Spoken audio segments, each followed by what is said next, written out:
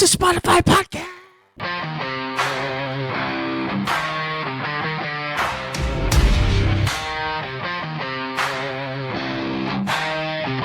You pushed me down, thought I'd stay on the ground, counting me. The psychology of fear.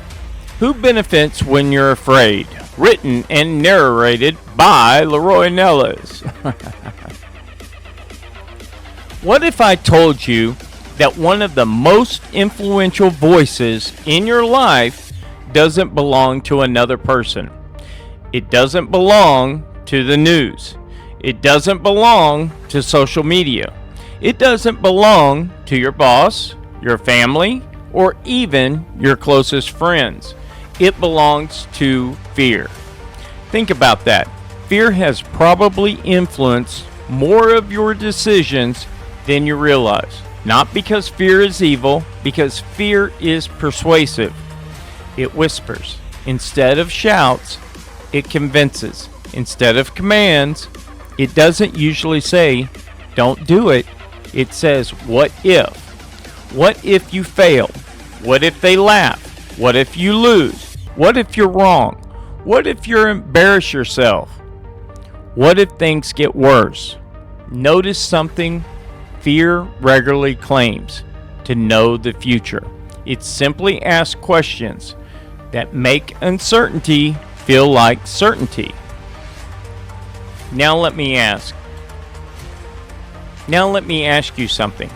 How many opportunities have you walked away from because something that never actually happened? Think about that. How many conversations did you never have? How many businesses were never started? How many relationships were never repaired? How many dreams never left a notebook? Because fear wrote the ending, because the story never began. Here's something fascinating. Fear has kept human beings alive for thousands of years. If our ancestors weren't afraid of cliffs, storms, predators, or poisonous snakes, you and I probably wouldn't be here. Fear isn't a design flaw, it's a survival system. The problem is your brain doesn't always distinguish between a charging bear and an uncomfortable conversation. Your heartbeat increases, your breathing changes, your muscles tighten, your attention narrows, your body prepares to survive, even if the only thing standing in front of you is a difficult decision. Think about that. Your body can react to a job. Your body can react to a job interview the same way it reacts to genuine danger. That's incredible. And sometimes it's incredibly unhelpful. So today, I don't want to teach you how to eliminate fear. I don't think that's possible. And honestly, I don't think it's desirable. Fear has a purpose. The real question is, who's making the decision? You or your fear? I've learned something that changed the way I think about fear. Fear is an advisor, not a leader, an advisor. Raises concerns, a leader makes decisions. The moment fear starts making your decisions, it quietly becomes your future.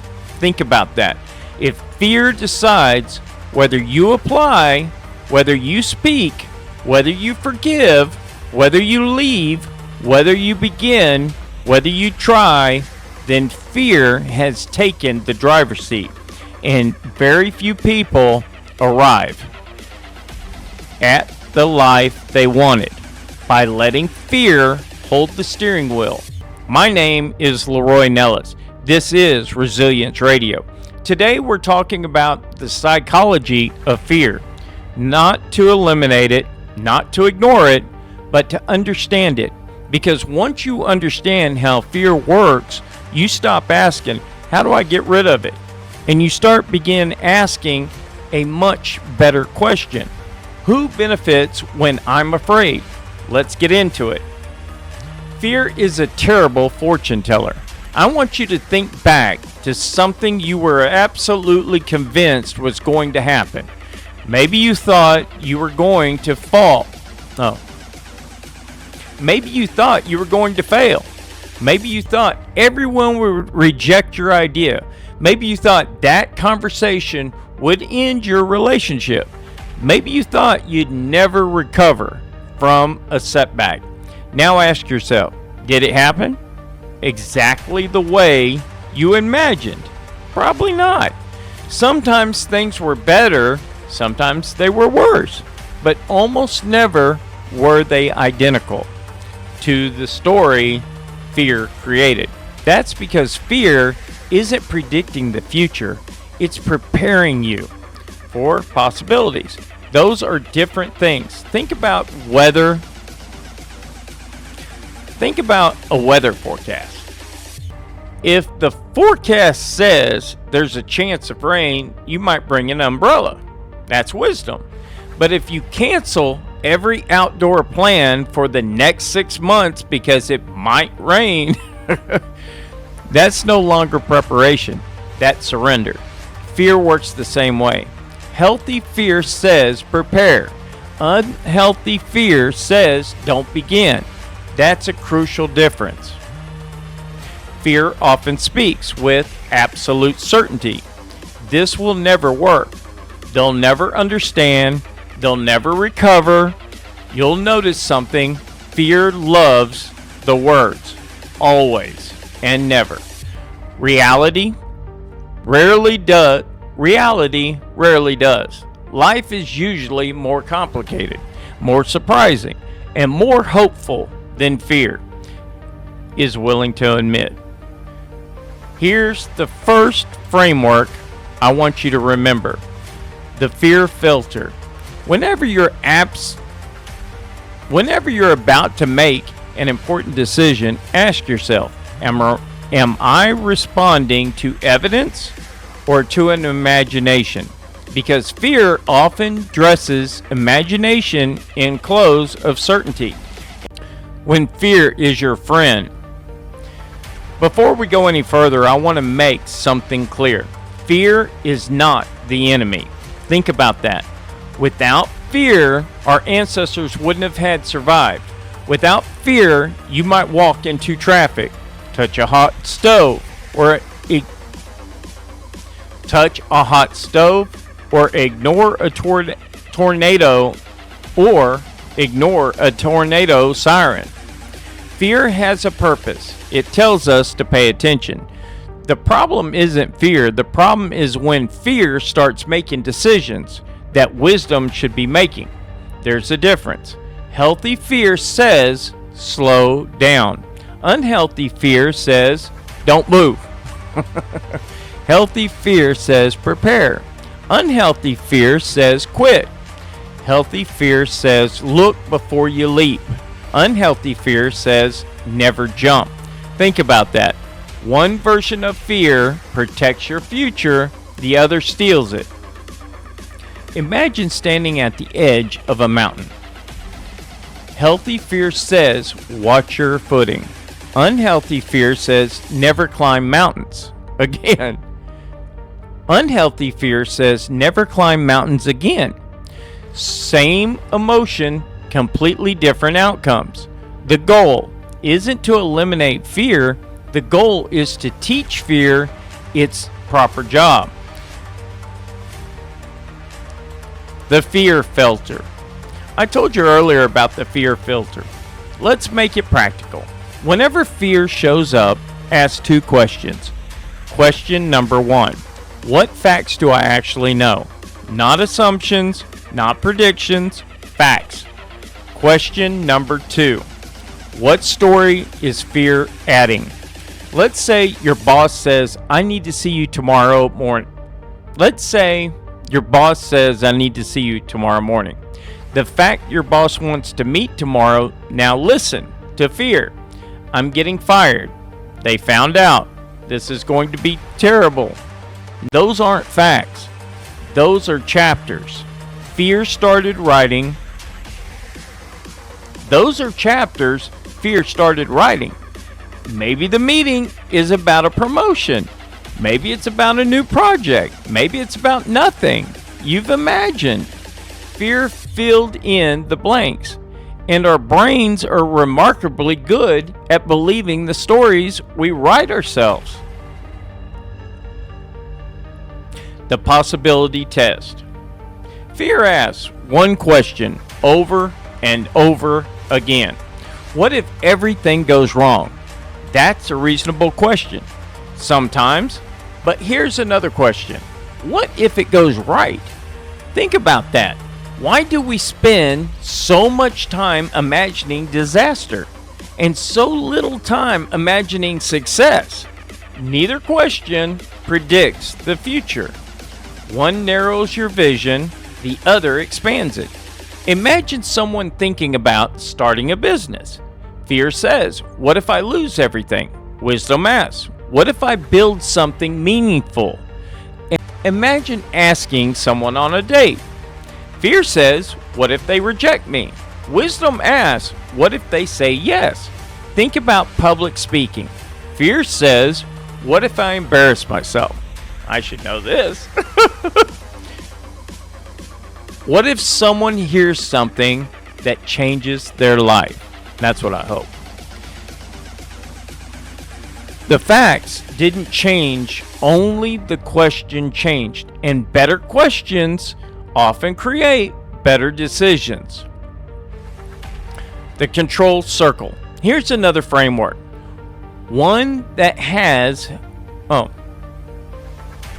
Here's another framework, one that has helped me more than I can explain.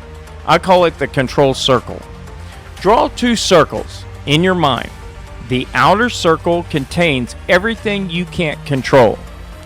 Other people's opinions, the economy, the weather, politics, traffic, the past, whether someone likes you, whether someone misunderstands you. You can spend your entire life living there, and you can still never control it. Now look at the inner circle. Your effort, your preparation, your honesty, your discipline, your response, your attitude, your words, your choices. Think about that.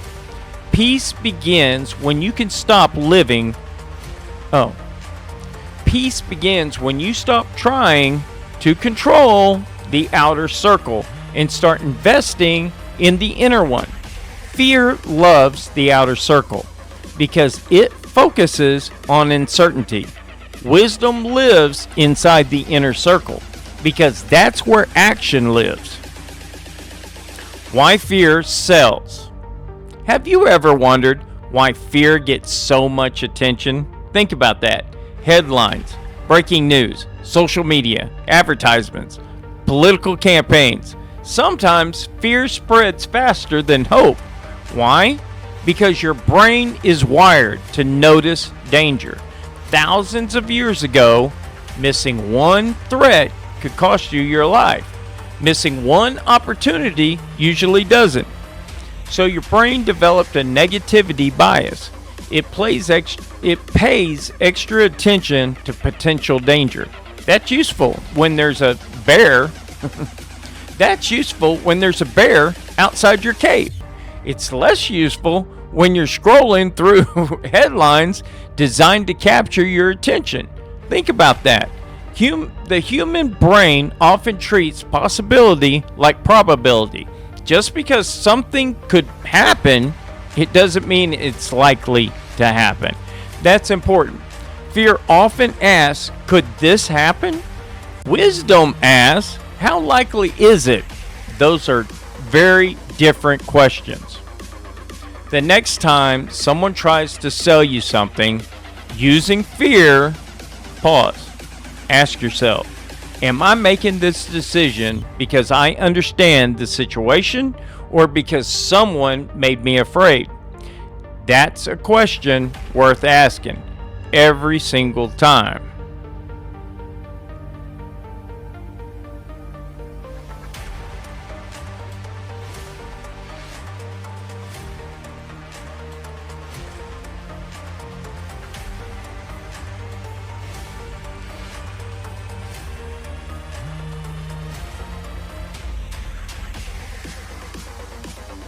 the fear of failure and the fear of regret.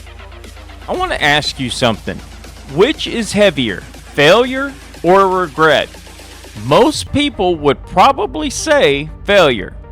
I don't, because failure usually teaches regret, usually lingers. Think about that. Failure says, I tried. Regret whispers, I wonder what would have happened. Those are very different conversations. Imagine two people. One starts a business, it doesn't work. They learn, they recover, they build something better later. The second person never starts. 20 years pass. Every time they drive by someone else's successful business, they quietly wonder, what if? Fear protected them from failure, but it also protected them from possibility. Sometimes fear doesn't rob us. It created pain. Sometimes it robs us by preventing growth. One of the greatest tricks fear ever learned was convincing people that avoiding risk is the same thing as staying safe. It's not. There are risks to action, but there are also risks to inaction. Think about that. Not speaking up is a decision. Not applying is a decision. Not forgiving is a decision. Not changing is a decision. Fear loves the illusion that standing still has the consequences. Life says otherwise. The tomorrow's test.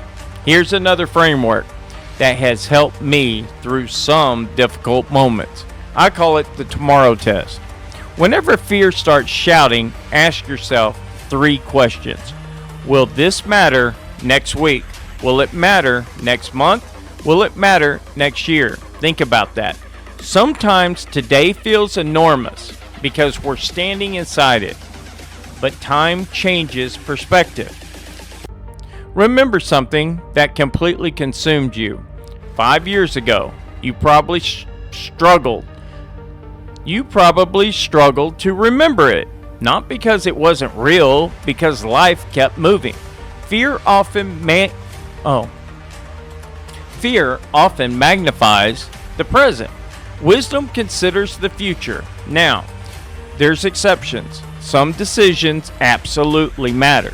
Health, family, integrity, character, those deserve careful attention, but fear doesn't always know the difference between a life-changing decision and an embarrassing moment. It reacts to both. That's why the tomorrow test creates breathing room. It asks, is this reality? No. Is this really as permanent as it feels? Sometimes the answer is yes. Most of the time, it isn't. Courage has been misunderstood. I think we've misunderstood what courage is. People imagine the courageous person as someone who feels no fear. I don't believe those people exist. The firefighters who run into a burning building, the police officers who respond to dangerous situations, the military who deploy to uncertainty, the entrepreneur risking everything to build a company, the parent waiting outside an operating room, the person walking into the chemotherapy. Do you think they're fearless? Probably not. They're human. Courage isn't the absence of fear. It's making the right decision while fear is sitting beside you. Think about that. Fear can speak. Fear can advise. Fear can warn. But fear doesn't have to decide. Fear can ride, but it doesn't drive. I think this may be the most important thing I've learned about fear. Imagine your life is a car. You're driving. Next to you is fear. Fear isn't tied up. Fear isn't locked. Fear isn't locked in the trunk. Fear gets a seat. Why? Because sometimes fear notices things you should notice.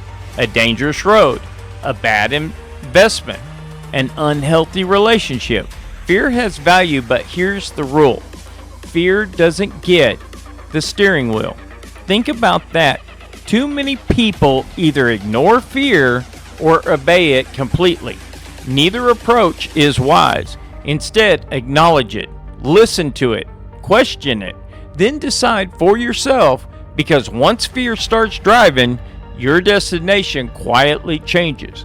You begin avoiding instead of pursuing, protecting instead of growing, surviving instead of living.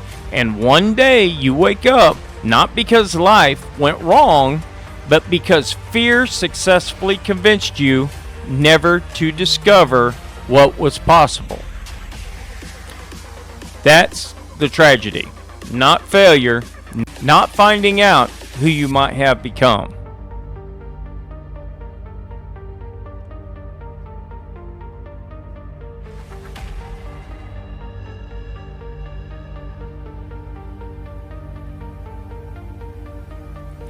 What I had to learn.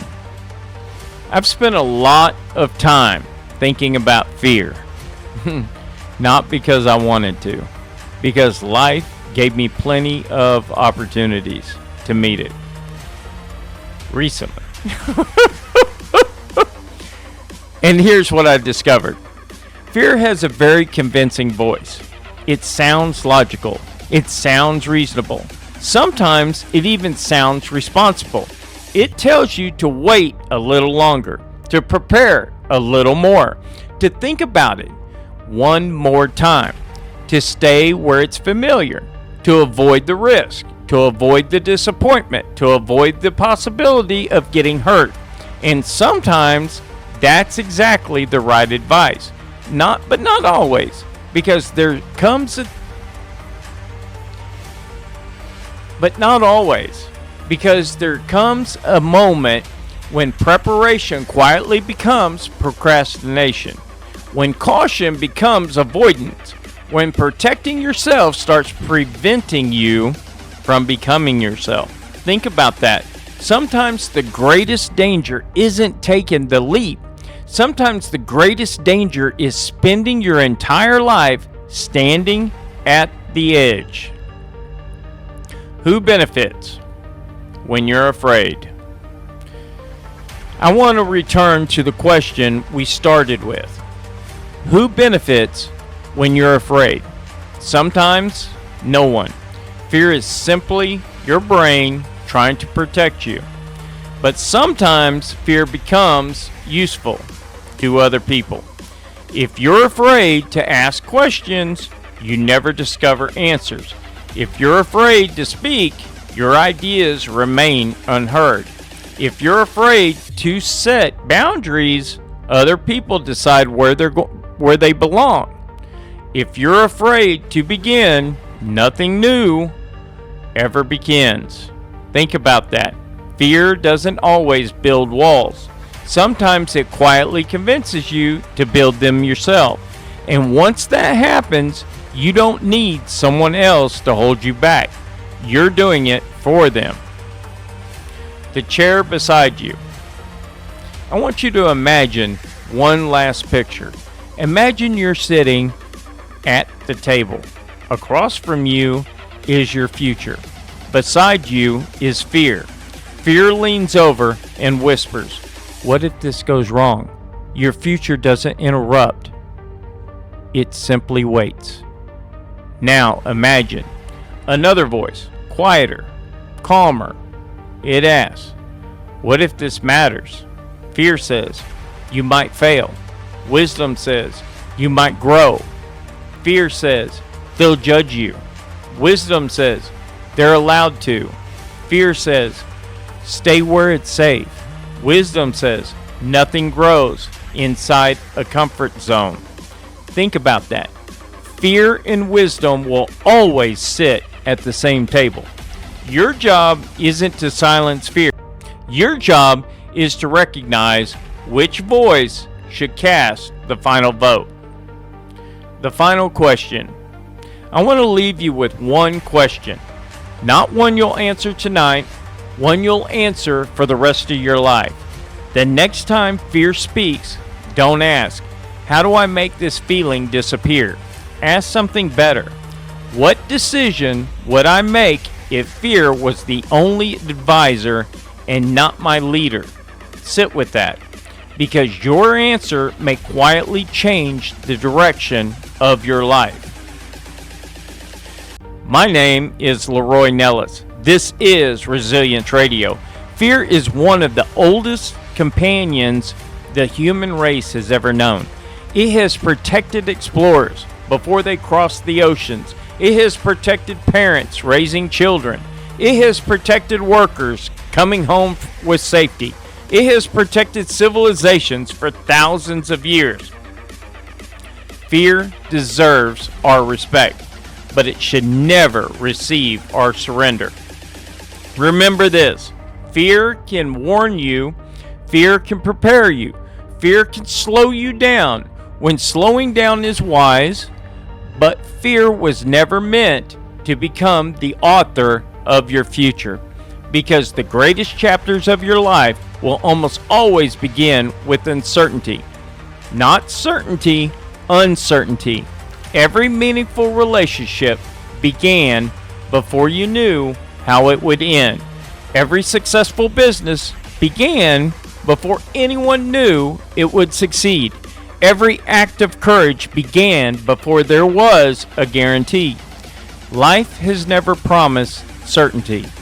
It has only offered possibility. So don't wait until you're no longer afraid. You may wait forever. Instead, learn to walk with fear. Listen to it, respect it, question it, but never hand it the steering wheel. Because one day you'll look back, not at the moments when you were afraid, but at the moments when you moved forward despite it. And those are the moments that become the story of your life. Until next time, protect your peace, guard your mind, choose courage, one decision at a time. Godspeed. Stand for the Constitution and never surrender your ability to think for yourself. I'm Leroy Nellis, and this is Resilient Radio. I'll see you on the next episode. Good night.